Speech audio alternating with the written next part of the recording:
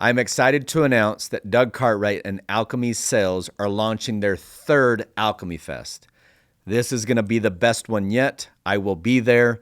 You will have exclusive access to me, a lot of my trainings, my design work, so that you can dominate in all aspects of life. I focus on the whole person paradigm, and I will help you live your life by design through my framework that you will receive at Alchemy Fest. Join us at Alchemy Festival 2024 from October 4th through the 7th at Camp Navarro in the Redwoods of California. Head over to the link in the description and remember to use code LLBD200 for the special discount that I am offering. Can't wait to see you there. Now, let's all jump into this next episode.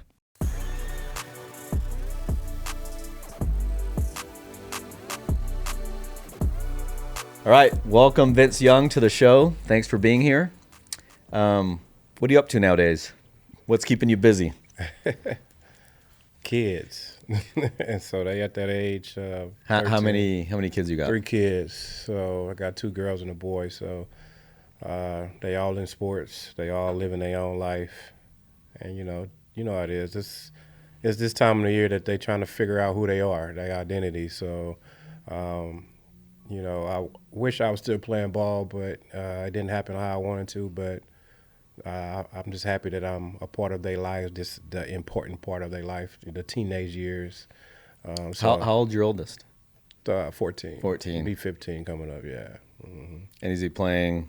She. Oh, she. The oldest, the baby is the boy, and Okay. my daughter is finna be turned 15 in October. So, but yeah, they keep me busy. And then what kind of sports are they playing? They running track, just about everything, golf, They all above. They love track and swimming, and my son's football and basketball and track, and my girls are running track and swimming and volleyball. That's cool. So you're super busy. Yeah. It's full time. Yeah. Well, my wife and I only have my boy, but I had 2 girls before I got married. So, they all over the Houston area, and, Houston is huge. So Houston is everything is 35 to 40 minute Its own drive country. with traffic. So you gotta, know get your butt up and get out the house a little bit earlier when you want to make their games and these type of things. So you gotta know that point about Houston. Yeah, no doubt. And then tell me this, like you've been a dad for a long time now, 14 plus years. Parenting advice. What have you learned that you're like, man, this is working? What I used to do didn't work, and this is actually a good guiding principle for you fathers out there. Well, patience is the main thing. So if you can handle traffic, LA traffic, New York traffic, Houston traffic, you can handle a kid. So I tell people there's no book to it. There's no book. You can try to read books. There's books out there, but to me, I go off instincts. I go off, just love. You want that young man, that young lady to be the best they can be, even better than you and the mother. So I tell my son today I want him to be better than me because I'm better than my dad. My dad was not around. He was in jail, strung out on drugs. He wasn't around. I don't really have a relationship with him. So I took that in my everyday life to have a relationship with my kids, with my daughter and my son, to know that dad's going to always be here. I don't put my hands on them. I just kind of change my voice tone. Yeah. But, that love and, I say with sports-wise, because I go to a lot of these games, AAU and BD in these places, a lot of people are too rough on their kids. I can tell you that this to be a father. Don't try to be a coach. So I tell my son and my daughter, I'm not here to be coaching you. I'm here that I'm your dad. I'm proud of you. If you do good or bad, I'm enjoying watching my baby play. So I tell parents that try not to be too hard on them because I feel like that's gonna mess them up in the future because you're being too hard on them, and then you got to hand them off to another person, a coach that's probably how he coach or she coaches, tough, and your kid might break down. So I tell people to kind of just chill out and support your kid, and then be very patient because this generation of this life with the social media, all the stuff that they have going on, you just got to be patient with them, and then and have dinner. A lot of people don't have dinner with their kids as a family. I think a lot of families have took that out of it. I really feel like that helps me And with my family, we eat dinner together. We talk about everything. We go to the movies together. We do a lot of personal things together to make him or my daughter feel comfortable when it's that time for them to talk to me. Yeah. How often? That's beautiful. And I don't do a good job at having family dinners. It's And, tough, yeah, it's and tough. my excuse is I got 5 kids. I've got my oldest is 23, my youngest is 12. All kinds of crazy schedules. 3 actually out of the house now.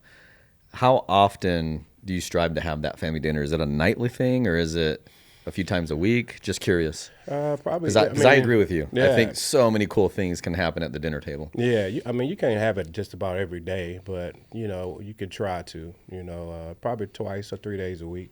I try, and even if I'm not, with my immediate family, my wife and son, I still go and have go to her game, and then her mom and my daughter will go eat dinner after the game, and we'll talk about everything, how you feel, blah blah blah, and then we go about our business. But that main point is like you want them to be comfortable with their parents instead of someone else. You Yeah, know what I mean? I A hear lot you. of times, your kids will get to the point that they're not comfortable with their parents. So what I did, I went to therapy with my kids. I go to therapy for myself, and then I do therapy with my kids. So I don't want them to go through that mental health problem issues that they kind of keep stuff bottled in. You know how it is right now. A lot of kids are doing that, but I tell a lot of people like it really helped me to go to therapy once or twice a week when I can with my kids. So I can. Was it hard at first going to therapy? It was hard for me because being a man, you kind of like you don't feel like you need it, Yeah. especially I'm my guilty. generation. Yeah, I'm guilty of that. especially in my generation, from where I'm from, my background, my household. You don't go to therapy. You kind Right. of go to your pastor. You go to your coach. You kind of try to get that mentorship and things like that for them, but they're not quote unquote certified for that. Sure. You have to go get someone that's certified that know what they're doing. And when I got my second DWI, I went to therapy here and actually in Malibu for a month and a half and changed my life. And now I'm at peace. I got tools now that help me when I go through different situations. I didn't know that not having my father around triggered me a lot with attitudes and getting upset and stuff like that. I didn't know that till I talked to an expert. Wow. And the expert taught me a lot about myself. So now how I'm dealing with things in my life now, I have to take a step back and kind of think and reevaluate the situation and also be quiet and just listen to some people sometimes. That's beautiful. That's a superpower right there. It's just Yeah. So I'm trying to add that to my kids too today. that's fantastic. Yeah. Now let me ask you this. You mentioned just loving your kids, whether they do well, not do well, you still love them, etc. Has it always been that way? Because being the elite athlete that you are, counterintuitively, people would assume that you expect the absolute excellence on the field. So has it always been that way, where you kind of just let them do their thing and not overcoach them? Yeah, I mean, when you understand the background of it, when you went through the pain, when you go through the good and bad, sometimes a lot of kids don't react to constructive criticism as they should. So I didn't accept it in a way Yeah. until I got older and older and started to talk to my coaches and understood what they was doing. And if you can't handle constructive criticism and you can't handle somebody on your butt, you're not going to be successful in life, period, not just in sports or anything, because they own your butt because they see potential in you. So just take that as an opportunity or accept it that you're going in the right direction. They see potential in you to be a leader or outstanding, whatever you may be in life. They see that in you, so you want to take construction criticism to better yourself. So it took a little while for me. I used to throw my helmet. I used to throw the ball, throw my mouthpiece, get upset. Used to get upset with my mom growing up. But just to see it now as I'm a parent, now you start to see all the things that your mom was doing to you or your coaches. They saw the potential in you and they wanted you to be great. So now I'm trying to teach my kids that hey, I'm not, when we talk, I'm not saying this to be yelling at you. Like, I'm saying this because I love you and I want the best out of you. I want you to be better than me. So when you hear your coach on your butt, he's not on your butt because he's just messing with you or he's trying to get on your nerves. You know how they think. No, he see potential in you. Now it's a problem when somebody don't talk to you. Now you might need to get your shit together Yeah. if nobody's talking to you. They mean they don't see anything in you, so you need to flip that. It's like they say pressure is a privilege. Exactly. So that's kind of how I kind of teach my little rascals. I love it. And then in a bio that I read when I was, doing my research, you credit your mom and your grandmother for helping you stay out of gangs. Maybe elaborate on that if you don't mind. Yeah, I mean, growing up in Harlem, Clark, Houston, Texas, it was mostly predominant, black and Hispanic. So if you ain't playing sports, then you definitely out in gangs, selling drugs, or being a run man for the head guy or whatever, getting in trouble, stealing, fighting, all of the above. But I had some strong women in my household, my mom and my grandmother, even though my mom was kind of out there partying and struck out on drugs as well. But she changed her life around probably like 30-something years ago, 36 years ago. And, one of the things that the road I was going down, I was doing a lot of negative stuff as a boy would do when you have that type of environment. You're going to feed into it. And, that one day I got in trouble in middle school going into spring break. And it was a big brawl, big fight. Everybody was fighting. It was Hispanics against blacks, blacks against Hispanics. It was gangs against gangs. It was just a bunch of mess.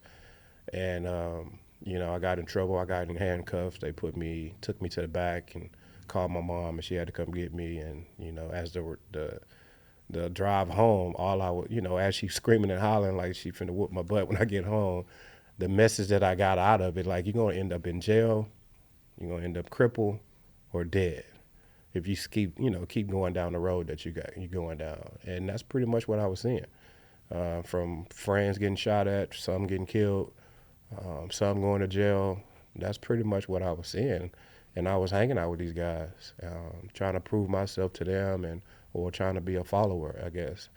And on that ride home, that was the message that I got out of all that screaming and hollering, that you're going to end up in jail, crippled, or dead. And that's pretty much what was going on around me. So I had to kind of make a change and start doing some different things in that summertime. That summer came up. So you had that encounter, you had that incident, you were handcuffed, et cetera. Was that the main pivotal point? Was that like the last straw, or was it, other events that kind of led, to you choosing excellence in sports? Yeah, it wasn't to no extent to that point. No, not no more. My 8th grade year was totally just focused playing ball. She kept me away. I was doing AAU basketball, so in the summertime I wasn't there with the rest of the guys getting in trouble. So she kept me away. It's like they say, idleness is the devil's workshop. Exactly. If you think about it, anytime we did dumb things as kids, we were bored. Exactly. There's nothing else to do, so we got into trouble. Got in a lot of trouble. So what I try to do as a dad, and I'm sure you have the same philosophy, and your grandma and your mom, it sounds like they did as well, is we got to keep our kids busy with the good stuff. Correct. I want my kids so tired that they don't want to do this dumb stuff. They don't want to do the devil's workshop thing. So parents out there, keep your kids busy. Keep them busy. Put them in golf. Put them in dance. Put them in theater. Stay with them. Like, do the dinners. Care. Yeah, be present. Because, going around right now is just a lot of people like, what is wrong with these kids? I just feel like the parents are not involved at all. So the parents are on TikTok and TikTok or out partying. Yeah. I just seen somebody in Houston had their 6-month-year-old baby in the garbage can. Like, what is going on? Like, what is wrong with you? Like, you saying drugs and partying is more important to this baby. Yeah. And you put him in a dumpster. Like, it's sad. So it's to the point, like, us parents, if you young or old, I really feel like it's the younger ones, but, you just have to understand, like, it's places you can drop your kid off more than a dumpster. Yeah. There's places you can do that at. So try to get your life together, man. Oh. Okay, now let's talk about your football career, college. Absolutely dominated. What are some of the highlights of your college career? When you look back and you're like, man, those were some amazing times. What first comes to mind out of so many cool things that you did? Well, graduating for one, 'cause knowing that a lot of people doubted me and hated me, uh, didn't feel like I was gonna do it and wasn't gonna make it. So, graduating and making it to the pros, staying focused throughout those years of um, excitement, fun, um, meeting some special guys, teammates, coaches, fans. I mean, it was a great experience. Yeah, tell me about the fans. How were the fans? Wow. UT fans, University of Texas fans, they are amazing. Still to this day, I can't barely even walk around Texas without someone coming up and just want to say thank you and I'm very proud of you. I love the way you represent your family, yourself, and as well at the University of Texas. So for them to acknowledge that, it brings a lot of um, humbleness to me because it goes back to mom and grandmother, how the way they raised me. And they all know my grandmother and mom because in the stands before every game, my mom made everybody hold hands and pray. And when I go around and meet people, like, man, your mom, I love them. Every time we go to the game or a road game, and they get us all together to pray before all, not just our players, but the opponents and everybody. So just to hear that, just to know that's, how I'm raised. So it's amazing that our fans still to this day, they are wonderful fans, and they are definitely going to travel. They're going to support you, not only just in sports, but after sports as well. That's awesome. Are you involved with the university at this Yes. point? I'll pretty much be involved with the university for the rest of my life. So, yeah, the university is kind of like when you go to UT, it's kind of like you there. You bonded. You're there. You're stuck. You're not going nowhere. That's cool. The alumni base is really outstanding. They make sure they take care of you. They help you whether you make whatever business and things you're trying to get into. They definitely there to help you out in any way That's cool. you need. Talk to us about your pro days. Talk to us about the league. Pro days was fun too, man. I mean I miss it to death, and I love watching it. Still to this day. I got a lot of relationship with a lot of quarterbacks, from Jalen to from Patrick Mahomes, from everybody. I got a relationship from Lamar Jackson, all these guys, and they all got a lot of respect for me for all the stuff that I have done in my career. And it's just a fun game, man. It's a good brotherhood. I can pick up a phone, they can pick up their phone, and anybody, and we gonna answer. Mike Vick is one of my close friends. I mean, it's just we all keep in touch with each other. Tom Brady, we all had the same agent, so we all keep in touch with each other. We're happy to always to see each other. It's really good and neat to see how everybody's doing well. Everybody's a father now, taking care of their kids, the ones that's retired. But NFL was fun, man. I had my hiccups in Tennessee with Jeff Fisher and things like that. And I mean, we forgave each other and moved on. Wish we could have, kind of finished that team in the right way. But, that's the past. But to see the Tennessee Titans still doing good, they should have a good year this year. So the dream came true. It's not easy to make it to the NFL. A lot of people think it's easy because you're like, well, you made it look easy. Yeah. Well, it wasn't easy at all. But, it's a dream come true to make it, to be on the front cover of Madden, because we played that Madden just about every summer when I was growing up on Sega Genesis, all the games that they had back in the day. So to still be involved with the NFL to this day is pretty cool. That's awesome. You had an accident at age 7, Yeah. right? That was pretty much a near-death experience. Definitely, yeah. If you don't mind, tell us about that and tell us what pivotal moment that was for you and learning lessons there. Well, I was riding my bike, not paying attention. So coming from a friend's house, and I guess he was chasing me on the bike, and I'm trying to get away from him, and turned the corner, wasn't paying attention, and got hit by a car, and definitely saw the blue light. If they say the blue light is not real, that's a lie. You saw it. I saw the blue light, and almost didn't survive, man. I almost died right there on that corner in 4700 Tidewater, Texas. I almost passed away, but God kept me here on earth and to do what I'm doing right now. So it definitely was a scary moment for my whole entire family. I had to be in the hospital for some months. disruptured something in my kidney or something. I forget what it was. Still got a scar to this day. But it definitely one of those pivotal moments that, you better be careful on that bicycle. It's very dangerous. And I think that's the time we was always making sure kids have put on helmets. I did a whole safety study and everything. So I think a lot of kids at that time was getting hit by cars a lot in my area, my neighborhood. But it was definitely a scary moment for me. Yeah, I mean, it's when you see, I mean, those blue lights, it's like the saying that says, right? It's when you have health, you can have 1,000 wishes. When you don't have health, you got one wish. Mm-hmm. So I think those near-death experiences, and I had something happen to me probably about 8 months ago where I got really ill and was pretty much staring death in the face. Mm-hmm. And the money, the house, the cars, none of that stuff mattered. Nope. All that mattered was making sure that I could get back and be with my kids and be with the family. So I think, life happens for us. It doesn't happen to us. Mm-hmm. And maybe you having that incident at such a young age just propelled you into a lot of what you've become today. And it's probably prepared you to be the great father that you are, et cetera. So gifts. Just keeps on giving. As you get older, you start to recognize and focus and see things a little bit different compared to when you was younger. So, I'm glad you better. Yeah, you thanks. Safe. Couple more questions. This has been phenomenal. Books. Any favorite books that you want to recommend? Things that something that you've studied that you would say you guys should definitely read this book?